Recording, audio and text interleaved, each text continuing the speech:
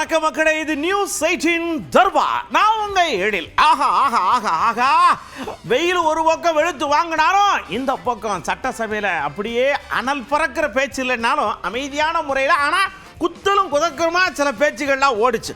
உடனே முடிஞ்சு வச்சு வீட்டுக்கு போகாம சடக்குன்னு மறுநாள் இருக்கிற கட்சிகள்லாம் போய் பார்ப்போம்னு முதல்வர் சர்ன்னு போய் பார்த்தார் இல்லையா? அந்த மாதிரி இடங்கள்ல ஏகப்பட்ட விஷயங்களும் நடந்துச்சு. வாங்க ஒன்று ஒன்றா பார்த்து என்ஜாய் பண்ணுவோம். நிகழ்ச்சிக்குள்ள போவோம்.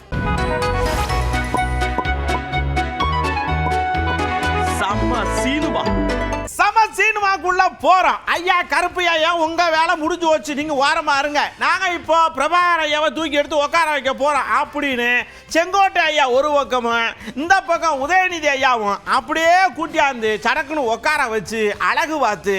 ஆனா அவர் உட்கார்ந்த உடனே முதல்வர் ஒரு குட்டி கதை ஒன்று சொன்னார் பாருங்க, அதுதான் ஹைலைட். மாண்புமிகு பேரவைத் தலைவர் அவர்கள் இருக்கையில் அமர்வதற்கு செல்லும் நேரத்தில் மாண்புமிகு உறுப்பினர் அனைவரும் எழுந்து நின்று மாண்புமிகு பேரவைத் தலைவர் அவர்கள் அவரின் இருக்கையில் அமர பின்னரே அமர்தல் வேண்டும் என்று தெரிவித்துக் கொள்கிறேன்.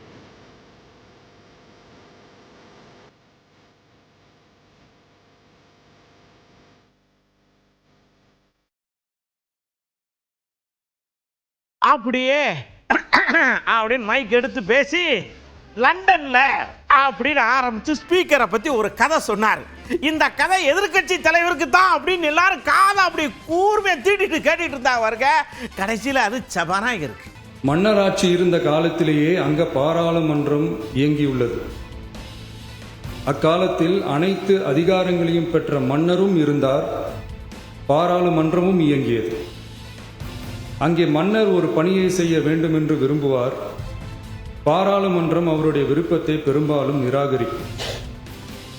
மன்னர் விரும்பிய காரியத்தை பாராளுமன்றம் நிராகரித்து விட்டது என்கிற செய்தியை மன்னருக்கு சொல்ல வேண்டியவர் பாராளுமன்ற தலைவர், ஸ்பீக்கர் என்பார்கள். தான் விரும்பியதை பாராளுமன்றம் நிராகரித்து விட்டது என்று சொல்லும் ஸ்பீக்கருக்கு மரண தண்டனை விதிக்கும்படி ஆணையிடுவார். தலையை வெட்டி விடுங்கள் என்று ஆணையிடுவார்கள். இது பலமுறை நடந்ததால் யாருமே இந்த ஸ்பீக்கர் பதவிக்கு வர விரும்ப மாட்டார்கள். எனவே புதிதாக பாராளுமன்றம் அமையும் போது ஸ்பீக்கர் பதவிக்கு ஒருவர் அறிவிக்கப்பட்டவுடன் அவர் உடனே தலை தப்பித்தால் போதும் என்று ஓட்டம் பிடிப்பார். அணை முன்னவரும் எதிர்கட்சி தலைவரும் அவரை தடுத்து நிறுத்தி அவர் கைகளை பிடித்து இழுத்து வந்து ஆசனத்தில் அமர வைப்பார்கள். இதுதான் அந்த காலத்தில் இருந்து வந்த மரபு. ஜனநாயக முறை ஏற்பட்ட பிறகும் இம்மரபு தொடர்கிறது. டக்குன்னு அந்த பக்கம் அப்படியே உதயநிதியை எஞ்சார். நாங்க முதலமைச்சர் சபாநாயகர் எல்லாமே காலேஜ் மேட்ஸ், ரொம்ப நண்பர்கள். ஆனா ஆட்சி அமைக்கிறது நாங்க தான் சீனியாரிட்டியான ஆட்கள். கைகோர்த்து நடப்போம், தேவைப்பட்டா அப்படியே உக்கிரமா இருப்போம் அப்படின்னு எல்லா விஷயத்தையும் பூடகமா சொல்றாரு எதிர்கட்சி தலைவர். திராவிட முன்னேற்ற கழகம் இந்த சட்டப்பேரவையில் எதிரி கட்சியா இல்லாம ஒரு ஆக்கப்பூர்வமான எதிர்கட்சியாக நிச்சயம் செயல்படும். எங்க தலைவர் அவர்கள் சொன்ன மாதிரி திராவிட முன்னேற்ற கழகம் என்னைக்குமே ஒரு ஆக்க சக்தி தான். நாம இங்க ஆளுங்கட்சி எதிர்கட்சி அப்படின்னு எதிர் வரிசையில் உட்கார்ந்து இருந்தாலும் தமிழ்நாட்டுடைய வளர்ச்சின்னு வரும்போது நாம் அனைவரும் ஒரே வரிசையில் முன் வரிசையில் நின்று உழைக்கணும்னு நான் விரும்புகிறேன். அடுத்து விரைவிலேயே இந்த பேரவையில் ஆளுநர் உரை நிகழ்த்த இருக்கிறார். ஆகவே ஏற்கனவே உங்களுடைய அரசனுடைய பதவியேற்பு விழாவில் நடந்த அந்த சம்பவம், அந்த தவறு மீண்டும் இந்த பேரவையில் நடப்பதற்கு நீங்க அனுமதிக்க கூடாது, நாங்கள் அனுமதிக்க மாட்டோம். பேரவையில் மட்டுமல்ல, தமிழ்நாட்டில் நடக்கக்கூடிய எந்த நிகழ்ச்சியாக இருந்தாலும் சரி, அரசு நிகழ்ச்சியாக இருந்தாலும் சரி, எந்த நிகழ்ச்சியாக இருந்தாலும் சரி, தமிழ்தாய் வாழ்த்து என்றைக்கும் 2வது இடத்திற்கு நாம தள்ளி போக விடக்கூடாது. இந்த அரசு அதற்கு அனுமதிக்க கூடாது என்று நான் இங்கே கேட்டுக்கொள்கின்றேன். அப்படியே அந்நியார் இருந்துச்சாக. அன்பு தம்பி அவர்களே, இனிமேல் நீங்கள் என்ன பண்ணுறீங்க அப்படின்னா இந்த தமிழ் தாய் வாழ்த்துக்கள் எல்லாம் இப்படி போய் பேசிக்கிட்டு இருக்காங்க, அதனால அதை எப்படி கொண்டு வந்து விட்டுருக்கேன். அப்புறம் இந்த கேமராமேன் இருக்காங்கல்ல, அவங்களாம் ரொம்ப மோசம். அவங்க என்ன பண்ணுறாங்கன்னா அப்படியே சிஎம்ஐ ஜூம் பண்ணுறாங்க, வெளியில் வராங்க. எதிர்கட்சி ஏரியாவில் நாங்கள்லாம் உட்காந்துருக்கோம், எங்களெல்லாம் கொஞ்சம் காட்ட சொல்லுங்க, கேமராமேன்கள் ரொம்ப மோசம்காக. இன்றைய முதல்வர் அன்பு தம்பி விஜய் அவர்களுக்கு திரையுலகில் அண்ணனாக இருந்த கேப்டன் அவர்கள் இதே அவையிலே எதிர்கட்சி தலைவராக செயல்பட்ட பொழுது இங்கே நடக்கின்ற அத்தனை விஷயங்களும் தமிழகம் முழுவதும் தெரிய வேண்டும் என்ற கோரிக்கையை அன்றிலிருந்தே சொன்னார். அதனால அந்த விஷயத்திலும் நடுநிலையோடு இருந்து ஆளுங்கட்சி சைடு மட்டும் கேமரா போக்கஸ் பண்ணாம சட்டமன்றத்தில் நடக்கும் அத்தனை நிகழ்வுகளையும் நேரலையில் தமிழக மக்கள் அனைவரும் தெரிந்து கொள்ள வகையில அந்த சரிசமமான ஒரு வாய்ப்பை ஏற்படுத்தி தர வேண்டும் என்பதை இந்த நேரத்திலே நான் கேட்டுக்கொள்கிறேன். அது மட்டும் கிடையாது, இந்த தமிழ்நாடும் தமிழகமும் என்றும் சிறப்பு மிக்கதாக இருக்க வேண்டும். எனவே என்னுடைய முதல் கோரிக்கை, இனிமேல் தமிழ்நாட்டில் நடக்கும் அத்தனை நிகழ்வுகளிலும் நமது தமிழ் தாய் வாழ்த்துக்கு முதல் இடத்தை கொடுத்து பிறகு மற்ற மொழிகளுக்கு முக்கியத்துவம் தர வேண்டும் என்பதை இந்த நேரத்தில் நான் ஒரு கோரிக்கையாக இந்த அவையில் வைக்க கடமைப்பட்டிருக்கிறேன். ராயபுரத்தை கட்டமைச்சு அப்படியே தூக்கி நிறுத்தினேன், பாதாளத்தில் தள்ளிட்டேன்னு சொன்னவரை தூக்கி எடுத்து குப்புற போட்டாங்க. அவர் என்ன பண்ணிட்டாரு, எனக்கு நானே கேமராமேன் வச்சிருக்கிறேன் பாருங்க, எப்படி கொடி ஏற்றிருக்கிறேன் பாருங்கன்னு பாட்டை போட்டு கவனத்தை ராயபுரம் மக்கள் இழுக்கிறாரு. ஆனா யாரும் அந்த பக்கம் திரும்ப மாட்டேங்க.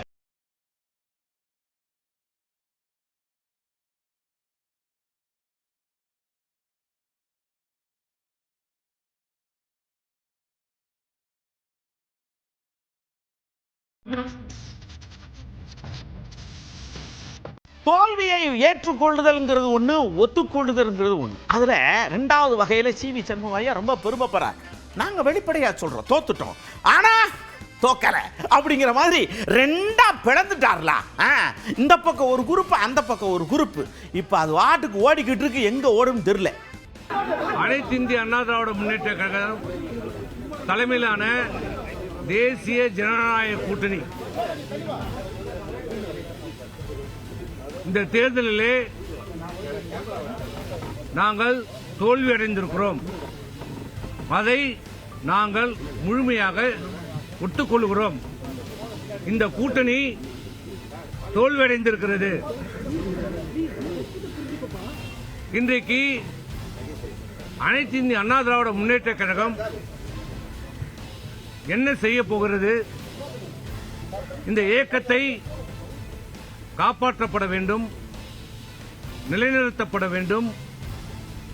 மாண்புமிகு எம்ஜிஆருடைய ஆட்சி, அம்மாவுடைய ஆட்சி மலர வேண்டும்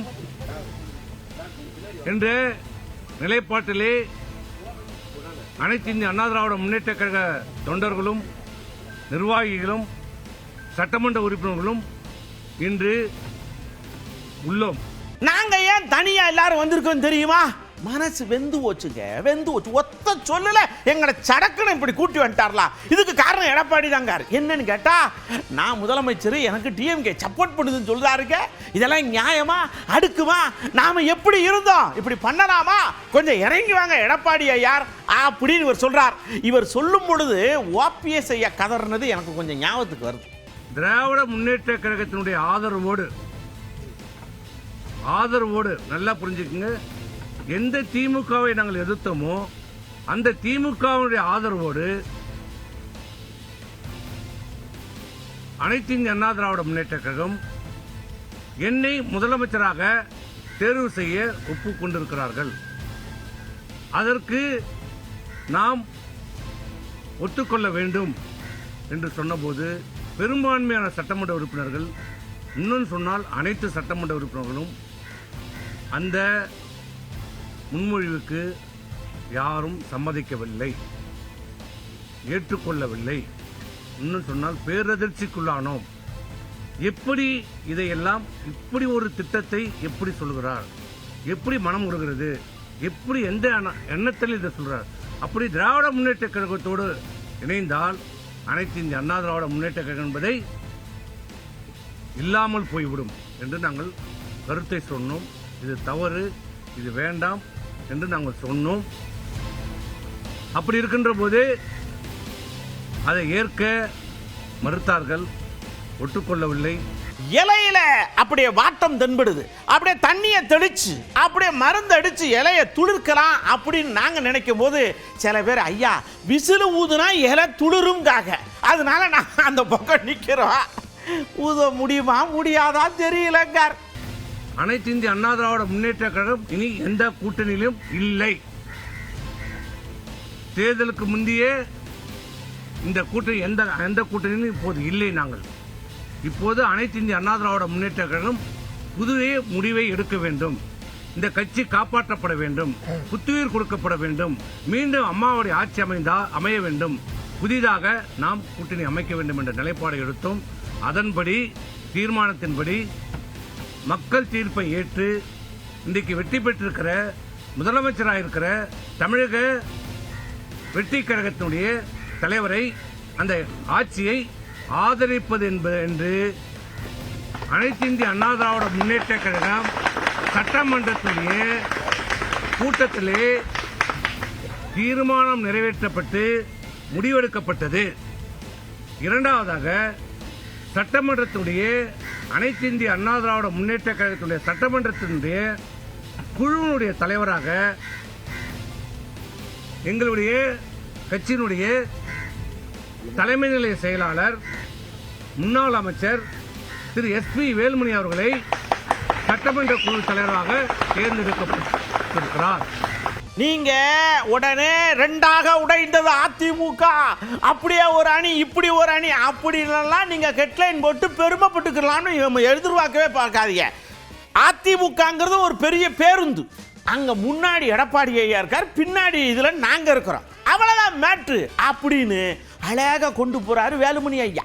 பத்திரிகை நண்பர்களை நாங்கள் தாழ்மையோட கேட்டுக்கிறோம், தயவு செஞ்சு அதிமுகவை உடைக்கிறோம் அப்படி இப்படின்லாம் எங்கள் மேலே அவதூறு பரப்புறாங்க.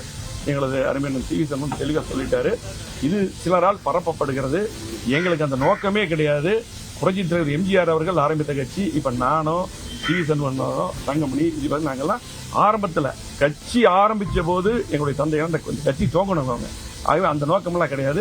தொடர் தோல்வி 21லையும் நம்ம வெற்றி பெற்றிருக்காங்க, 24லும் நம்ம பெரிய வெற்றி பெற்றிருக்காங்க. அதெல்லாம் கை நழுவி போயிடுச்சு. இதே போல இந்த சூழ்நிலையிலும் நம்ம ஆட்சி அமைத்திருக்க சூழ்நிலை இருந்தது. அதிமுக ஆட்சி வந்திருக்கு, அம்மாவுடைய ஆட்சி. தொடர் தோல்வி காரணமாக சில கேள்விகள் எழுப்பணும், அண்ணன் எல்லாம் விளக்கமாக சொல்லிட்டாங்க. ஆகவே அதிமுக எப்பொழுதும் உடையாது, அதுக்கு நாங்கள் காரணமாக இருக்க மாட்டோம்.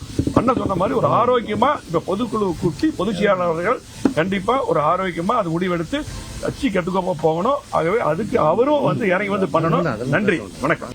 எப்படியோ நாம வண்டியில பின்பக்கம் ஏறினாலும் இடையில கண்டக்டர் மாதிரி குறுக்க ஒரு விரிசல் ஆகி போச்சு. அதனால நேரம் நம்ம அம்மா கிட்ட போய் ஆசீர்வாதத்தை வாங்கிட்டு இப்படியெல்லாம் எடப்பாடி ஐயார் பண்றாருன்னு சொல்லி ஒரு மனுவை கொடுத்துட்டு வந்துருவோம்னு வண்டி ஏறி நேரம் மெரினா பீச்சுக்கு வந்து காதுல போட்டாங்க.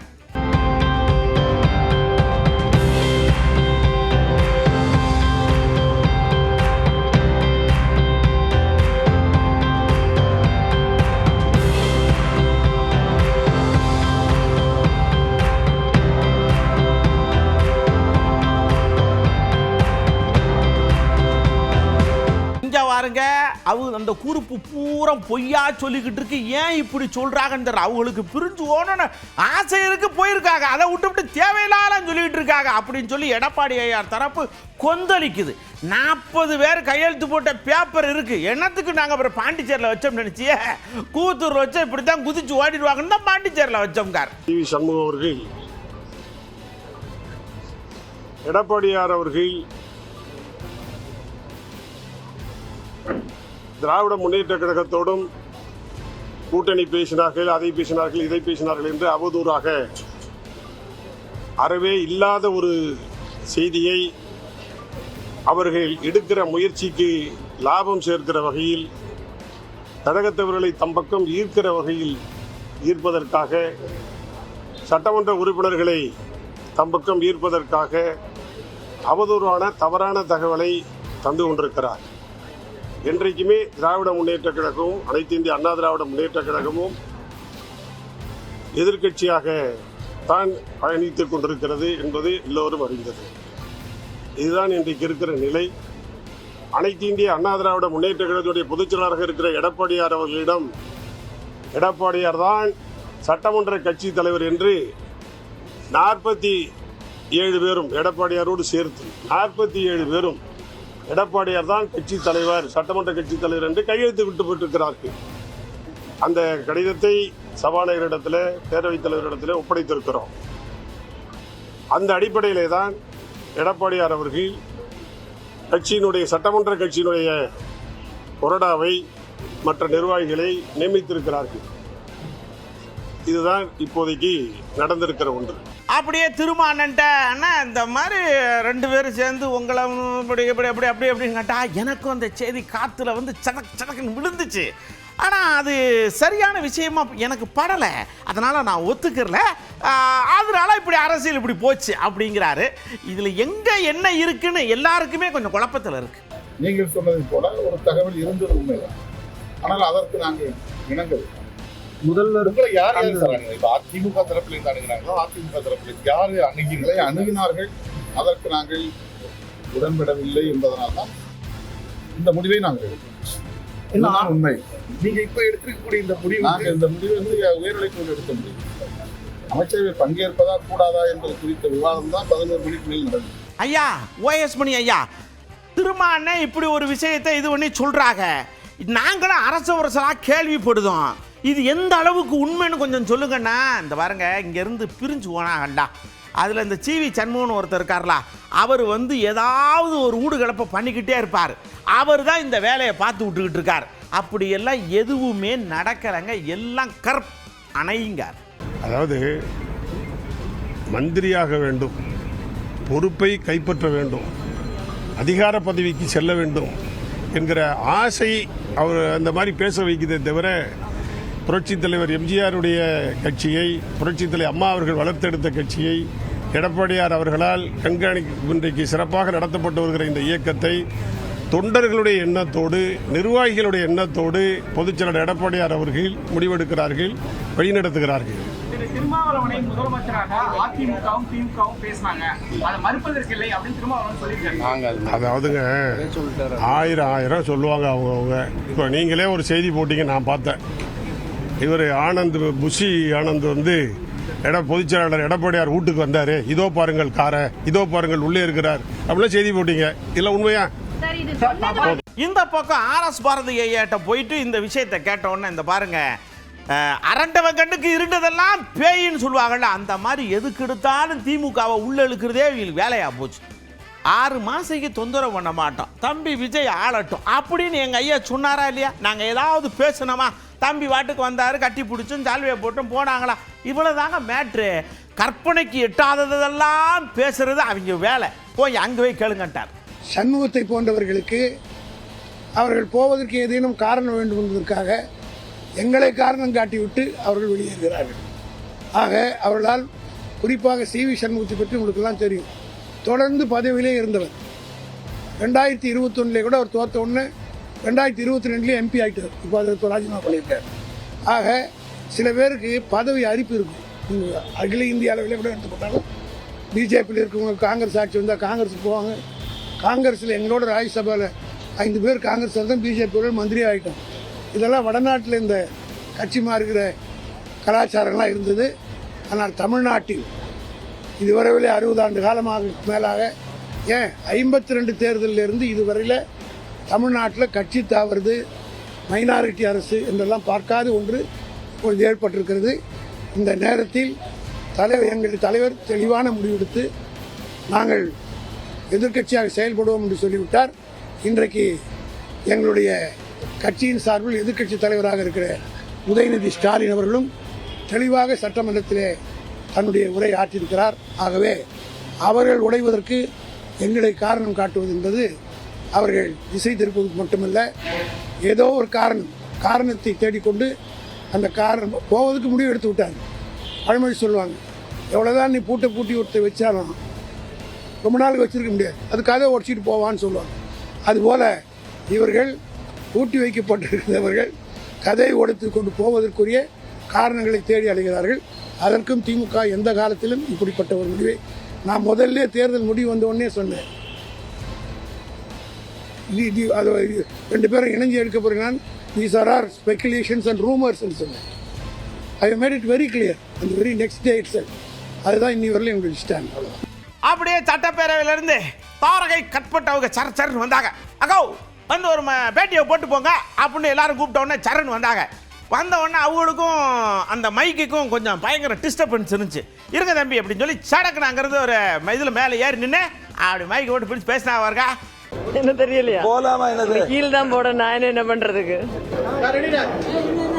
இப்போ ஓகே ஒரு போட்டோக்கு மட்டும் நான் எப்படி நிக்கிறேன் வேணா? என்ன தெரியலையா போலாமா? என்ன கீழ் தான் போட நான் என்ன பண்றதுக்கு? இப்போ ஓகே ஒரு போட்டோக்கு மட்டும் நான் எப்படி நிக்கிறேன் வேணா? அப்படியே காங்கிரஸ் சட்டப்பேரவை தலைவர் அவரு மனசுக்குள்ள என்னமோ நினைக்கிறாரு. கண்ணுல நல்லா தெரியுது எங்களுக்கு என்னவா இருக்குன்னு நாங்க சொல்லட்டுமா? அதாவது ஒரு முதலமைச்சர் கோட்டு சூட்டு போட்டு போய்கிட்டே வராருல, என்னையா இந்த மனுஷன் இப்படி போறாரு, இவர் பின்னாடி நாம போனா என்ன அப்படின்னு இருக்குமோ அப்படின்ற அளவுக்கு இவருடைய எண்ணம் இருக்குங்கிறதா நாங்க நினைக்கிறோம். புரிஞ்சுனா ஓகே. இந்த நடைமுறையை எப்படி பார்க்குறீங்க? இது ஒரு முதிர்ச்சியான நடைமுறை. ஏன்னா இதுக்கு முன்னால் இது மாதிரியான நடைமுறை கிடையாது. 1967க்கு பிறகு அன்னைக்கு அதுக்கு பிறகு இவ்வளோ வருஷம் கழித்து இப்போ எதிர்கட்சி தலைவரையும் வயசில் மூத்த தலைவர் அனுபவம் வாய்ந்த தலைவர்களெல்லாம் நேரடியாக பார்த்தது ரொம்ப சந்தோஷம். நாங்கள் அதை வரவேற்கிறோம். அடுத்த கையெழுத்து என்னவா இருக்கும் எல்லாம் பார்த்துக்கிட்டே இருக்காங்க. 712 கடையை மூடிருங்க, கோயிலுக்கு பக்கத்தில், பள்ளிக்கூடத்துக்கு பக்கத்தில், பஸ் ஸ்டாண்டுக்கு பக்கத்தில் மூடிருங்கன்னு கையெழுத்து போட்டாரு. இப்போ கொஞ்சம் கொஞ்சமாக மூடுறதுக்கு ரெடி ஆகிக்கிட்டு இருக்கு. அதை பாருங்க.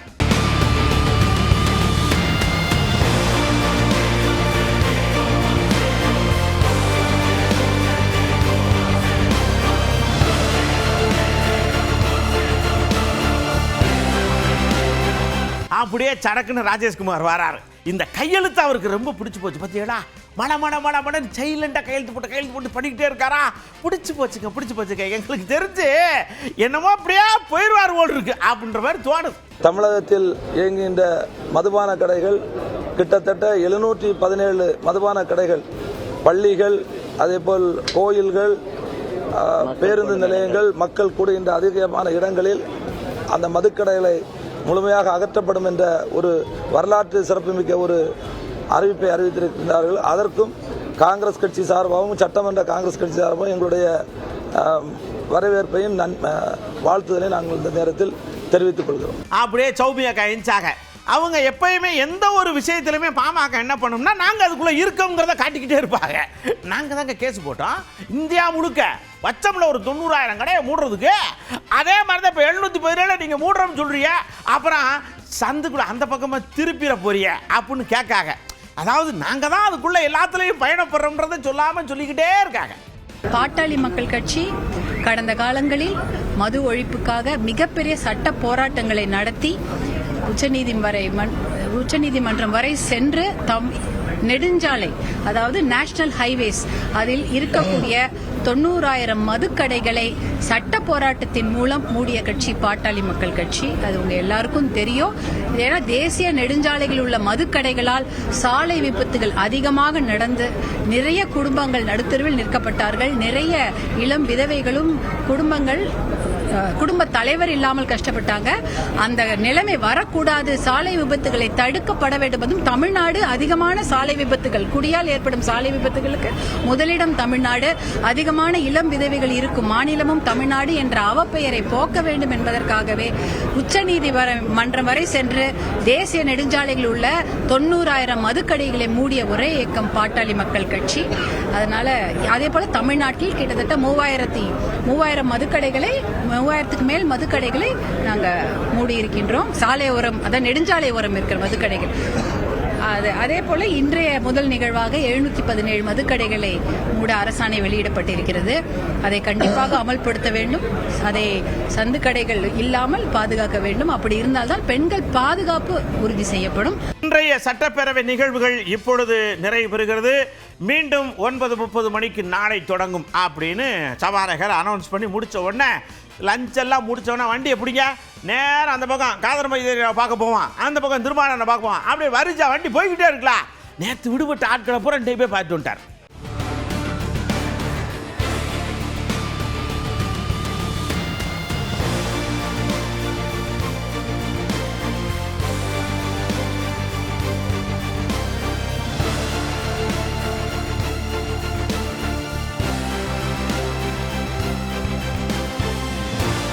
வந்தார்ல பூக்குவத்து கொடுத்தியே சாலு ஊட்டியே ஏதாவது குறைக்க இருக்க வச்சுடா அப்படின்னா ஒன்றும் கேட்கல. நல்லா பண்ணுங்க தம்பி அப்படின்னு வாழ்த்து சொன்னால் இந்த 3ஐ 5 ஆக்கலாம்னு கேட்குற ஒரு ஐடியா இருந்தது. பட் வேண்டாம், அப்புறம் பார்த்துக்குறோம் அப்படிங்காக. என்ன கோரிக்கை நாங்கள் கேட்கவும் இல்லை, நாங்கள் சொல்லவும் இல்லை. எங்கள் சமுதாயத்துடைய என்னென்ன கோரிக்கை இருக்குன்னு நீங்கள் நம்பலாம். உங்களுடைய உங்களுடைய கோரிக்கை நிச்சயமாக நிறைவேற்றுவேன்னு சொல்லிட்டு போயிருக்காங்க. அதெல்லாம் நாங்கள் நம்புகிறோம். கோரிக்கை என்பது நாங்கள் சொல்லும்போது சொல்லுவோம். இப்போ எதுவும் கோரிக்கை நாங்கள் வைக்கல. வந்த இடத்துல நன்றி சொல்ல வந்தார். நன்றி சொல்றதுக்காக நாங்களும் நன்றி சொன்னோம், வாழ்த்து சொன்னோம். நல்ல ஆட்சி நடத்துங்கிறது வாழ்த்தி அனுப்பிச்சிருக்கோம். வாழ்த்தி அனுப்பும்போது என்ன சொன்னோன்னா, முதல்ல ஆட்சி நாங்கள் திராவிட முன்னேற்ற கழக கூட்டணியில் தான் அன்று இருக்கிறோம், இன்றைக்கும் இருக்கிறோம். திராவிட முன்னேற்ற கழக அரசு தமிழ்நாட்டுக்கு செய்த நலத்திட்டங்களை எதையும் விட்டு விடாமல் தொடர்ந்து நீங்களும் நிறைவேற்றி கொடுக்கணும் அப்படின்னு கேட்டோம். அதை அவர் ஒத்துக்கிட்டு நல்ல காரியத்தை சொல்லியிருக்கேன்னு நம்பிட்டு போயிட்டாரு. அந்த பக்கம் சத்தியமூர்த்தி பவன் தள்ளாடுது கிடுக்கிடுன்னு. என்னன்னா முதல்வர் வராருல, முதல்வர் வந்த உடனே செல்வப்பிரதேக கையும் புரியல காலும் புரியல. ஐயோ கேமராலேயே செல்ஃபி எடுக்கிறதுக்கு இல்லையன்ற அளவுக்கு அவர் பரபரப்பாக இருக்கார். இவர் இங்கே பேசி முடிக்க கூட அங்கே வண்டி போயிடுச்சு.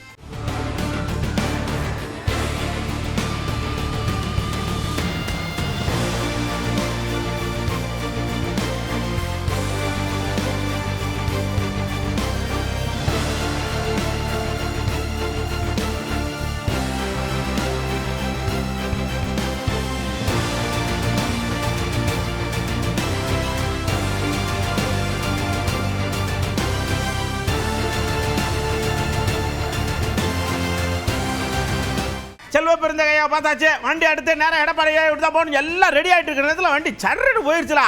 சிவி சண்முகம் வேல்மணி ஐயா குரூப்பு இருக்கிற அவங்க ஓடிடுச்சு. எல்லாருக்கும் டவுட் ஆகி போச்சு. அவ்வளோதான், இந்த பக்கம் இருக்க பூரா வந்துருச்சு. சோழி முடிஞ்சுன்னு ஒரு முடிவுக்கு வந்துட்டானா பார்த்துக்கோங்க.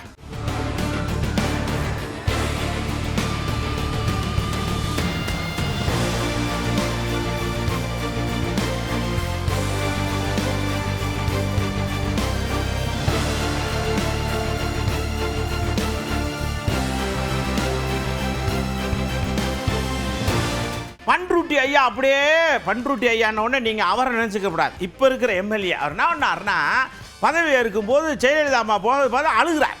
அந்த படத்தை பார்த்து அப்படியே சடக்குன்னு இப்போ இருக்கிற முதல்வர் கவலைப்படாதீங்க, நானும் அப்படியே தான் இருப்பேன், ஒன்றும் கவலைப்படாதீங்க அப்படி தாட்டி கொடுத்து அவரை தேத்தி விடுறாரு.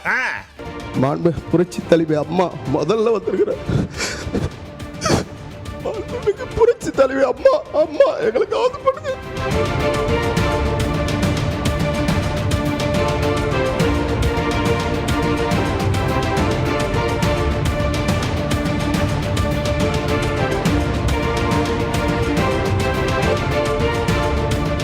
அப்படியே சடக்குன்னு ஐயா அடுத்து எங்கே போகணும் அப்படின்னு கேட்கறதுக்கு முன்னாடி ஸ்ட்ரைட்டாக கோட்டு வேலைச்சேரி அப்படின்னு சொல்லி முடித்தோடனே அவ்வளோதான் சர்ன்னு வண்டி போகுது. திரும்ப அங்கே ரெடியாக இருக்காரு. அப்படியே பூங்கத்தை கொடுத்து 2 பேரும் கையை டக்கு ஆட்டோன்னு சத்தக்காடு வேலைச்சேரியில் குய்யோ முறையான்னு கேக்கு. வழக்கம் போல சால்வை தான், துண்டு தான், உட்காரத்தான், டீ தான், பேச்சு தான் போங்க.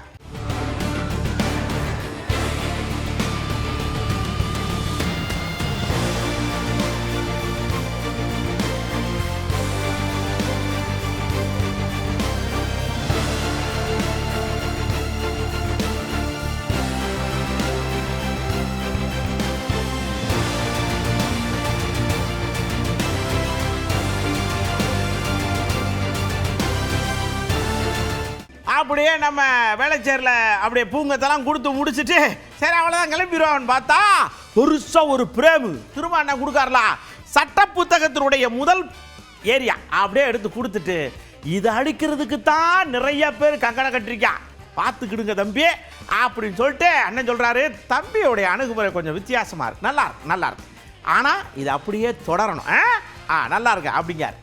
ஆதரவளித்த அனைத்து தோழமை கட்சிகளுக்கும், அதாவது காங்கிரஸ், விடுதலை சிறுத்தைகள் கட்சி, இடதுசாரிகள், இந்திய யூனியன் முஸ்லீம் லீக் உள்ளிட்ட கட்சிகளை சார்ந்த தலைவர்களை அவரவர் இல்லங்களில் சென்று சந்தித்து நன்றியை தெரிவித்தார். அதேபோல அதிமுக தலைவர் பொதுச் செயலாளர் எடப்பாடி பழனிசாமி அவர்களையும் சந்திக்க வேண்டும் என்பதை எங்களுடைய விருப்பத்தை வெளிப்படுத்தினோம். சந்திப்பதாக சொல்லியிருக்கிறார், சந்திக்க இருப்பதாக கூறியிருக்கிறார். இந்த அணுகுமுறை தமிழக அரசியல் களத்தில் ஒரு புதிய அணுகுமுறை, அரசியல் நாகரிகத்தின் முதிர்ச்சி. அதை நாங்கள் வெளிப்படையாக சுட்டிக்காட்டி பாராட்டினோம். அப்படியே திருமானன்ட்டேன், அண்ணா விஜயம் தெரியுமா, அவருடைய ஜோசியக்காரருக்கு அரசு பதவி கொடுத்துருக்காங்களாம், சொல்லுங்க இதை பற்றி அப்படின்னா. இங்கே வரங்க தம்பி, அவர் கட்சியில் ஒரு பொறுப்பில் இருக்கார். அதுக்கப்புறம் அவருக்கு அவரை பிடிச்சிருக்கு, இன்னொன்று அவர் அதை நம்புகிறாரு. ஆனால் அது மதவாதமாக மாறிடக்கூடாதுங்கிறத மட்டும்தான் நம்ம தெளிவாக இருக்கணுமே தவிர, சோதிடத்தை நம்பாதீங்க, அதெல்லாம் நம்ம வேலை இல்லை, அது அவங்களுடைய நம்பிக்கை சார்ந்தது அப்படின்னு ரொம்ப எளிமையாக கேள்விக்கு பதிலாக அள்ளி போட்டு அண்ணன் அவர் வாட்டுக்கு கிளம்பி போயிட்டே இருக்கார். அவர் அந்த கட்சியிலேயே ஒரு பொறுப்பிலும் இருக்கிறார் என்று தெரிய வருகிறது. அவர் செய்தி தொடர்பாளர். ஆகவே ஒரு செய்தி தொடர்பாளருக்கு அந்த வாய்ப்பை தந்திருக்கிறார் என்று தான் நாம் கருதுகிறோம். அவர் கூடுதலாக ஜோசியமும் பார்க்கக்கூடியவராக இருக்கலாம். ஆனால் கட்சியில் அவர் செய்தி தொடர்பாளர் என்கிற அடிப்படையில் அந்த பொறுப்பு வழங்கப்பட்டிருக்கலாம். அதுல இப்ப நாம் ஒண்ணு ஜோதிடத்தை நம்புவது என்பது வேறு, மதவாத அரசியலில் ஈடுபாடு கொள்வது என்பது வேறு. ஜோதிடத்தை நம்புகிறவர்கள் எல்லாம் மதவெறி அரசியலை, வெறுப்பு அரசியலை பேசுவதில்லை. அவர் ஜோதிடர், ஆனால் அவர் அந்த கட்சியின் செய்தி தொடர்பாளர் என்ற தகவலும் உள்ளது. ஆகவே அந்த அடிப்படையில் அந்த பொறுப்பு வழங்கப்பட்டிருக்கலாம் என்றுதான் நான் கருதுகிறேன்.